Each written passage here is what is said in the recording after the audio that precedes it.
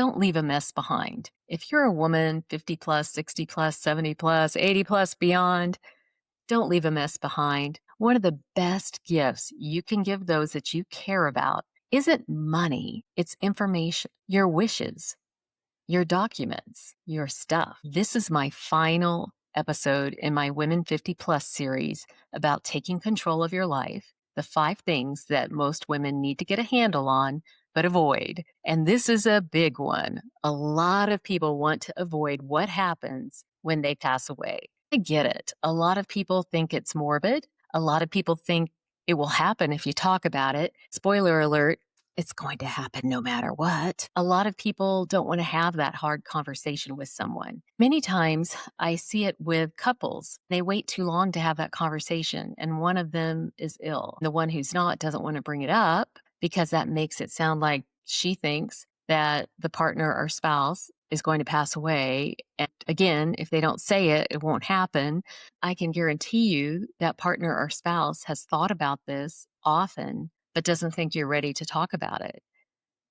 So it never gets talked about. What happens if you're left behind, if your family's left behind, if loved ones are left behind? You're having them guess. You're having them guess. And you're also many times having them deal with a complete mess that could have been prevented by you.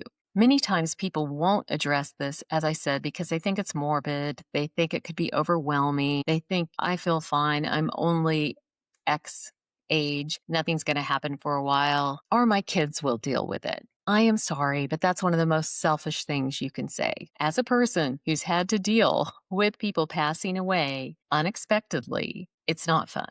It's not fun. If you care about those people, you wouldn't do this to them. Trust me. I'm going to take you step by step what I would do today if I were in your shoes and I had not prepared for my eventual passing. It's pretty simple. It really is. It will take some time, but it's not rocket science. Let's start with the basics. What happens right after you pass away? Your family members, your friends, your loved ones are going to have to make some decisions. Don't make them guess, because this is a very emotional time and they want to know they've made the right decision. If you haven't told them what your wishes are, they're going to second guess, third guess, fourth guess themselves and say, is this what she really wanted?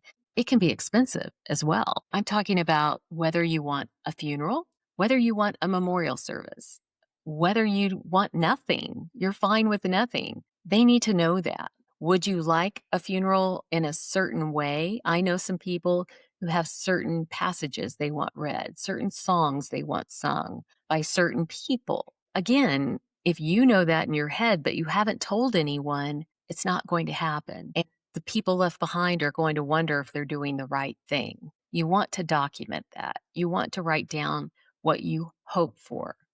This isn't a will at all. This isn't a legal document. This is something that you're just saying, this is what I would like. Do you want to be buried? Do you want to be cremated? I have seen this tear families apart because they don't know what to do.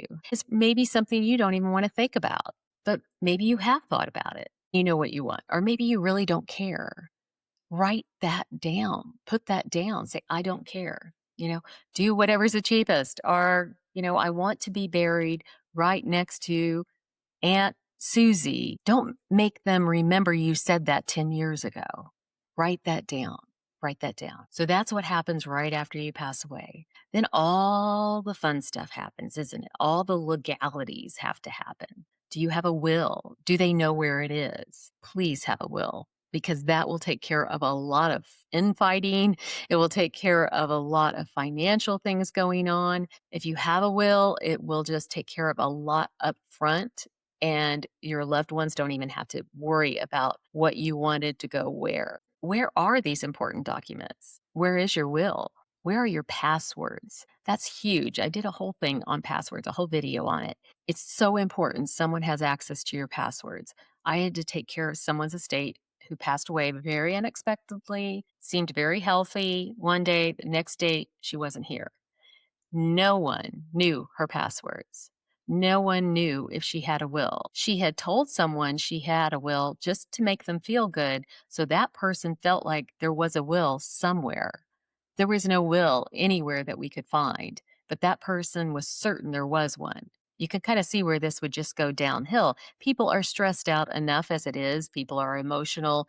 You don't want them to start second guessing or fighting with each other are just getting even more stressed out because this is on top of their day to day life. They're already mourning you, but now they have to figure out what is her password for her bank account. What about her email, her laptop, her iPhone? Many times people lose access to that person's iPhone, which might have a lot of photos on it, might have a lot of information you need, but they can't get into it.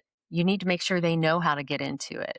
Also, make sure you leave a legacy contact in your phone for an iPhone. I'm sure Android has something else like that. It's under settings. Take care of your business, is what I'm trying to say. Make sure someone knows where all of this information is and they don't have to dig and wonder. Do you have some things on paper? Do you have a password book where you write passwords out? That's probably not even up to date. Figure this out, but make sure someone knows where all of this information is. Life insurance policies, who are your beneficiaries? Sometimes people forget to name beneficiaries. So make sure you have someone named. Don't avoid it. You are going to pass away one day. You need to know who these beneficiaries are. Do you want certain things to go to certain people in your family? Don't expect your daughter to remember that 10 years ago you said you wanted your sister to get a certain necklace. How is she going to remember that? What if someone else in your family says, no, she told me I was going to have that necklace? It's not like a super valuable necklace, but it's a sentimental necklace. You need to make sure you have it written down what you want to go where and make sure at least one person knows, probably more than one, where this information is and what to do with your stuff. Speaking of your stuff, that's the next item. Oh my gosh. This is one there's no excuse for it. I'm sorry. This is tough love. You're procrastinating, going through your crap, so to speak, because it's no fun. My husband and I, when we moved to Arizona from Colorado, we moved into a smaller home. We had so much junk. It took us almost a year to go through it all. We were going through it together. We had our daughter going through it with us. If it's just you going through it, it's going to take a while unless you are just really good about cleaning stuff out. If you're not, if you're thinking my kids will take care of that, that's one of the most selfish things you can do is to have your kids have to make those decisions or have to clean out boxes full of stuff that they could care less about. Don't make them do that. They have a life of their own. They're going to be mourning you. They're going to be trying to handle the legalities of your death. Don't make them go through a collection of, I don't know, teacups, trying to decide what to do with that. Maybe none of them want those teacups, but you probably know right now if there's one of them that would like that teacup, right? Probably those are going to go to a donation place, or maybe they're going to have some kind of sale at your house, an estate sale, when someone passes away, and those will be something that are sold. Do that now for the people you leave behind. Don't make them go through your stuff. I know I've told this story before. My husband was carrying around his mom's silver from house to house. She had provided it to him and given it to him. We used it a couple of times. One wasn't our style and we weren't sentimental about it. I'm sorry, we just weren't, but she wasn't either. So there was that. You have to clean it before you use it. It was just kind of a hassle, to be honest. I know that sounds like we're not grateful for it, and we were, but it just didn't fit our lifestyle. But she left it to him. He didn't know what to do with it. Probably, I don't know how many months ago this was, 4 or 5 months ago, we were cleaning out our garage, which is not fun to do either. My husband was one of those people who wanted to procrastinate. I forced him to do it in the heat of the Arizona summer because he kept putting it off, putting it off. But I wasn't going to touch his mom's silver. That was his mom's silver. There were other things like that in there. Finally, he came to terms with it because our daughter had no interest in it at all. A lot of times now, people do not want china or silver, anything like that. We need to make a decision what to do with it. We happened to get something in the mail with a local jewelry store who appraises silver with a third party. It's a very well-respected company. So he set up an appointment. He took it down there. He was able to get money for the silver. He was shocked. It wasn't so much the money that was a relief to him. It was the fact it was no longer in our garage. He did something with it. If something had happened to him, I would have to deal with that. If something had happened to both of us, our daughter would have to deal with that, on top of the 100 other things that the people you leave behind are going to have to deal with. So why don't you deal with it? Instead of procrastinating, don't dump that onto your kids or onto the people that you leave behind. Now, if you know they do want this stuff, well, absolutely. If you're not using it, why not give it to them now? Why not see that they're enjoying it while you're alive? But if you're using it, you're serving Thanksgiving dinner on this china, and you have a daughter who loves this china. So she loves coming to have a meal with you on this china, and you both enjoy it. You want to keep that for yourself, obviously. But when you pass away, you know your daughter would love to have that china. Well, that's fantastic. But make sure she knows she's getting that china. Write it down. There are so many emotions probably in your home right now. You probably have things from your family, your parents, maybe siblings. Your kids aren't going to know what to do with a lot of that stuff. Why don't you make those decisions? Why don't you do it now? You're probably thinking, she is sounding like a dictator right now. She's saying stuff I don't want to hear. I am saying stuff that will empower you. I promise. You're going to sleep better because you're going to know everyone knows my wishes. The important people that need to know where my documents are, know where my documents are. I have made some tough decisions, but I can sleep better at night. I have freedom now. I'm empowering myself. I feel good. I can move forward because many times this kind of information is in the back of your mind. Even if you aren't thinking you're thinking about it, you are, and you're worried about it. It's just always there. Maybe it keeps you up at night. Maybe it wakes you up at night. Take care of it. Take care of it. Some of this may take some time. Maybe you need more time to think about whether you want to be buried or cremated, but the stuff, physical stuff, like cleaning out, will take some time if you haven't been on top of it. So start now. I'm not saying by this time next week you need to have this all figured out, but put a plan together. The things that I just mentioned, get it together. Like, what do you want to happen right after you pass away? Where are all your documents? Do you have a will? Do you know who is going to get what? Do you know who your beneficiaries are? Your passwords, where are those located? Your life insurance, all those important documents. Where are they? Document that. Put that down somewhere written. All of your junk. I'm sorry, but there's a lot of junk in all of our houses. The silver is not junk, but we had a lot of junk. We had a whole big thing of cords cords, electrical cords that my husband swore we needed. I went out into the garage with him. I sat down. I remember I pulled out a folding chair and I said, "You're going through this right now," because he wouldn't let me touch it, right? Well, I sat there and made sure he went through it. I do sound like a dictator. He was pulling stuff out and he said, "Oh my gosh, we haven't had this thing that this cord goes to for 10 years. Why were we keeping a whole big bin of cords?"